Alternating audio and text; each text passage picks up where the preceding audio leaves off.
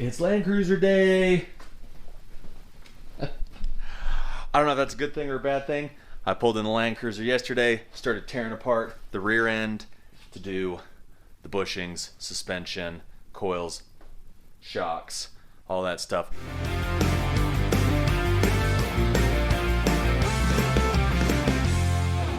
I'm Swell Dog. I like to build cool stuff. Today, working on the Land Cruiser.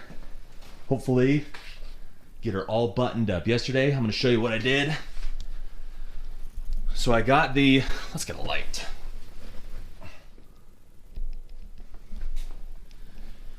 Okay, so I've got the rear sway bar pulled out. I've got the lower control arms, upper control arms, the track bar in the rear, and the shocks all pulled out. So a couple little tips. And then I also, not that it really matters, or shouldn't, but I labeled, you won't be able to see them when you put it back on, but I just put a little RF for right front of where these control arms go. I mean, it's the rear, but this is the front of the control arm. Anyways, so I just got them labeled. It shouldn't matter, but I just want them to go back in the same spot, just in case. Maybe a little bit of an alignment issue, even though there's really no adjustment, so it shouldn't matter. They should all be the same. But the only thing is, so up these upper control arms, there's two bolts right here for this guy. Make sure to pull that off before. Something else, when you are this, you know, as for crusty as this looks, it actually came apart super easy. The bolts, I mean, look how clean these bolts are. You know, once you broke them loose, you can see they have a little bit of Loctite, but once you broke them loose, they spun off super easy. I mean, not like hand tight, but you weren't fighting them the whole time. Broke them loose, spun them off. So upper control arms, make sure to pull those off. I pulled, to drop the axle this far, I pulled the brake line also right here, but also because I was replacing it, so this is a new one that's going on. But you need to drop it this far to be able to get the coils out, because I'm changing out the coils, changing out the shocks. When I pulled the shocks out, right here there's a stud, and you pull the bolt out of this threaded stud. Here's right there, pull that out, and there's the other bushing. There's one bushing still on there. The bottom of the shock slides out the top. There's two bolts right here for this plate, and then when I change out the shocks, I'll just change out the plate and then bolt it back up. The control arms, same thing on the front. They have the bolts. The flange side has these little locking divots. So don't try to break it loose with this side. Try to break it loose on the nut side. I think all of these in the rear suspension, you break it loose on the nuts on every single one except the track bar on the axle side, because the nut is captured inside the axle bracket. So it's actually the bolt head side, but then everything else you'll want to break it loose on the nut. But like I said, on the front, anything with a washer is going to be the side you want to break loose. So anything with a flanged head, whether it's the flanged head of the bolt or the flanged head of the nut, that's going to be the side with the locking divots. So the washer is the side you want to break loose. It's way easier to break loose than trying to break it loose with those locking divots. Something else too, if you are changing, so we're going to be changing out the bushings is what we're going to be doing right now.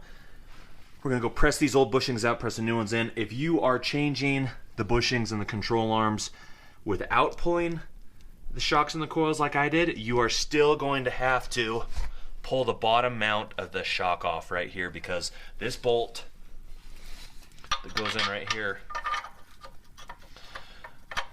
goes in this way, and it will not come out. It hits the shock right here. So you don't necessarily have to pull the shock all the way out, but you'd have to unbolt it and swing it out this way a little bit to be able to get this bolt to come out. So just prepared for that. And then also on the other side, I don't know if every single vehicle has this, but this guy right here, some kind of a torsion arm on it right here that I guess when the changes the braking, when the axle goes up and down, is what I assume, I'm not sure. But right here, oh my goodness, this bolt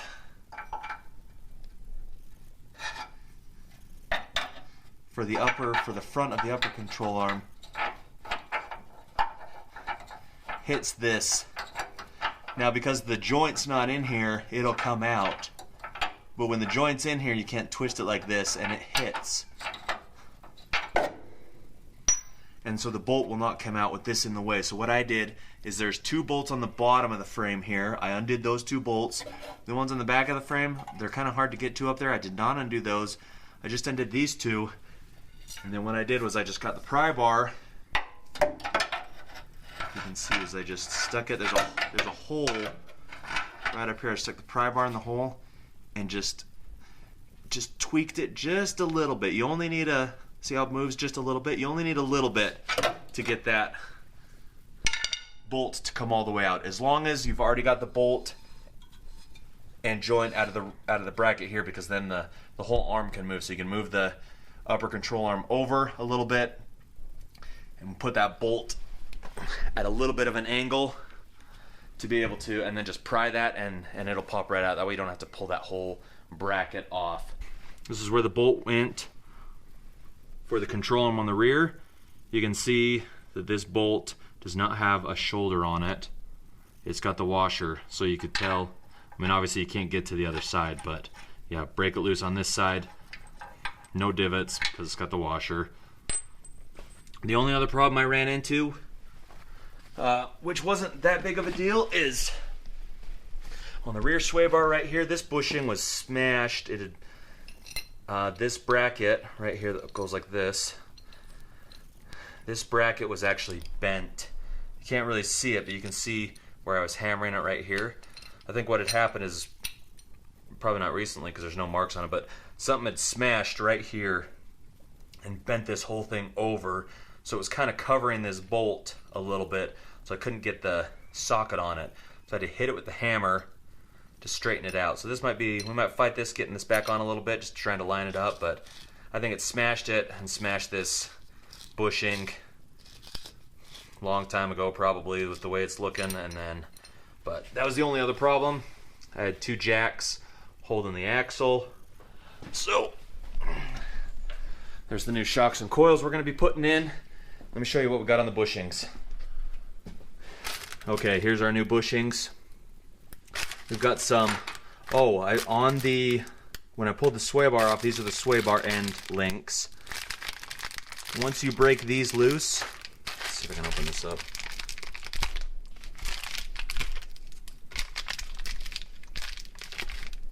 That does not have it. That one does have it. That's interesting. So on the old ones, so these go to the frame and then the sway bar hooks in right here. Once you break this nut loose, this sway bar end link or tie rod end, whatever you want to call it, it will just spin. So I broke it loose with the gun, and then you put an Allen wrench in here to hold it, and then use your adjustable end wrench to get the nut the rest of the way off. So the new ones have it. At least one of them does. This one doesn't. I don't know what's up with that. Cruiser Outfitters, Cruiser Kurt. What's up with that? Am I going to be fighting this going back in? Hope not. So anyways, here's our bushings. Got some new sway bar. These go, I assume these are for the sway bar too. These are the bushings that go in here. These go on the sway bar itself. I've got 3 sets, which I don't know why. These look like they have a bigger hole than these, so we'll figure out which ones are the right ones. These are the bushings for the upper control arms, lower control arms, and the track bar. I've opened one of each because I was finding some sockets so I could press. Them, and I've got these plates. This is what I'm going to do. Just similar to the front, but I was able to find some sockets that were actually really close. This one, so this is a Chromie, it's a 30mm Craftsman that actually for the track bar, it's about 30 thousandths smaller than the bushing, so I think it's going to work really well. I actually found an impact socket that was even a tighter fit. It was like 15 thousandths. I can't remember what size that was, but since it was thicker, it actually wouldn't fit over this sleeve in the bushing, so I had to use a chromie. But that's gonna work. So I think this one's 30 thousandths. I think this one's like 50. This is the biggest difference, 50 thousandths smaller, but I think it should still press just fine. It's still really close. And then I think this one was about 30 thousandths, 35 thousandths, also smaller. So I think those are going to work really well to press the old ones out. We've been spraying them down with some penetrating oil last night and this morning, so hopefully that helps. And then when we press them back in, we're going to use these round plates. I'll put this one on the bottom, put the bar on top, and then use this to press it. And then once it just bottoms out flat, it should be good. So that's how we're going to do it. Let's head over to Nick's and use his press to get these pressed out. Okay, can we actually talk about something for a second before we go press these bushings out? Are Land Cruisers like, are they like the hidden gem that us Jeep guys don't really know about? Are they more awesome than we think? I don't even like saying it. It didn't taste good coming out, but listen, come here. Listen for a second, okay? Listen to me for a second. Just pure tearing it apart, okay? It came apart super easy. This is a 93 that's, look at this, look how crusty it is, okay? But look how easy it came apart, and look how clean these bolts are. Have you ever tried to pull those cam bolts out of the front of any kind of a Chrysler four-wheel drive vehicle, the Dodge trucks or whatever? Those cam bolts are the biggest pain. I've never had them come out right. I end up cutting them most of the time because they're seized in there. They don't come apart, okay? And they're smaller. You're rocking like a 5/8, 9/16, like 9/16 for the upper control arms, 5/8 for lower control arms. At least I don't know a lot about the JK, JL stuff, but this is 93, and look at this. This is like 19 mil, closer to 3/4 or something. I'd have to, but on all upper and lower control arms, okay? Plus, look at these control arms. Sure, the top ones are a little short, but look how long the lower control arms are from the factory. Jeep didn't start doing that till the JK, and I don't even know if they're that long from the factory. Okay, what else have we got going on here? Okay, listen, third members. I'm not really a big fan of third members because it usually is associated with Fords and Toyotas, which I'm not a fan of. I'm a Jeep guy, but there are some massive advantages to third members, okay? So having third members in 93 is pretty awesome, okay? Plus, look at this housing. I don't know if you can see. Let's see if we can get a better look back here.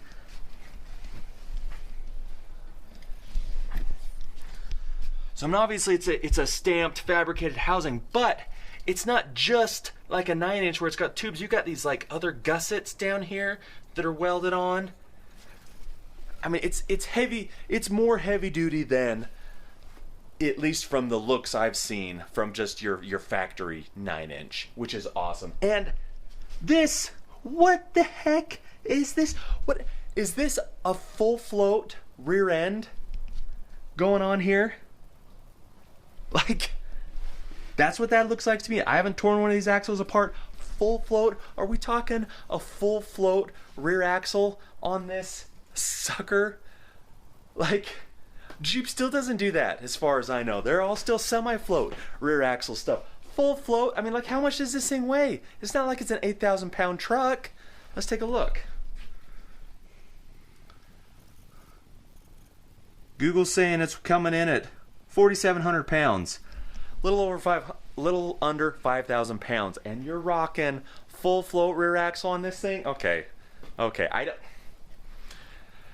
I'm gonna give it to you, Land Cruiser. I'm gonna give it to you. In 93, and maybe even up to some, in 93, I'm gonna give it to you, Land Cruiser. You got it going on. Okay, I'm not, would I still take a Jeep over a Land Cruiser? If you had a 93 YJ and a 93 I'm still gonna take the Jeep. I'm still, just because I'm prideful and I'm a Jeep guy, and I don't even like YJs.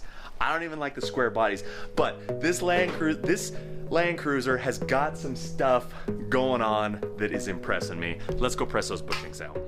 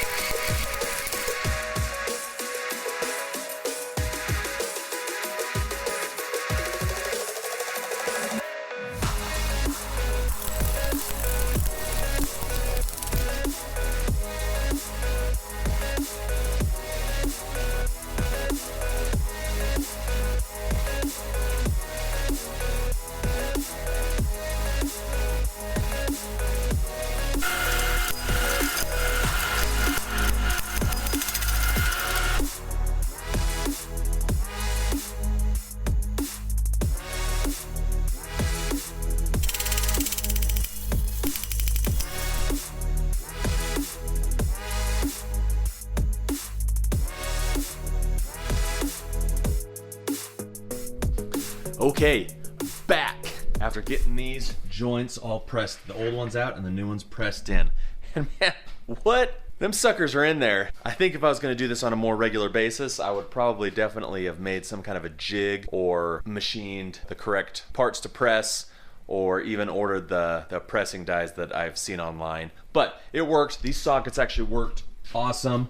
For the fronts, we had only 2 out of the 3 sockets worked, and we had to machine a piece of tube. But these ones worked awesome. These 3 sockets worked perfect. The only thing that we ran into was on the lower control arms. So the lower control arm bushings were a little bit different. They have these marks in them. I don't know if it matters. I couldn't find anything online or in any literature on the orientation of these, but I just put them back in the same way that they came out, which was perpendicular to the bar. I pressed them in till they were flush, but on the lower control arms, because of this weld right here, they wouldn't really sit flat. And if you remember, this was a full circle, but I had to chop it so it would clear this weld right there. No big deal. And then when that was for the bottom, and then when we were pressing the top, I was using this, but that also would hit the weld too. So I used it until we got close enough, and then I had this little piece of scrap that I just threw right there, like that. And they work great. So now let's get it all back together. I'm gonna put it together the same way I did on the front. I'm gonna put anti-seize on the bolts, except on the end of the threads, I'm just gonna do a little dab, just 1 drop of Loctite, because there you can see the Loctite on the bolts from when I removed it. So just not too much, just 1 little drop just to hold it, and let's get it all back together.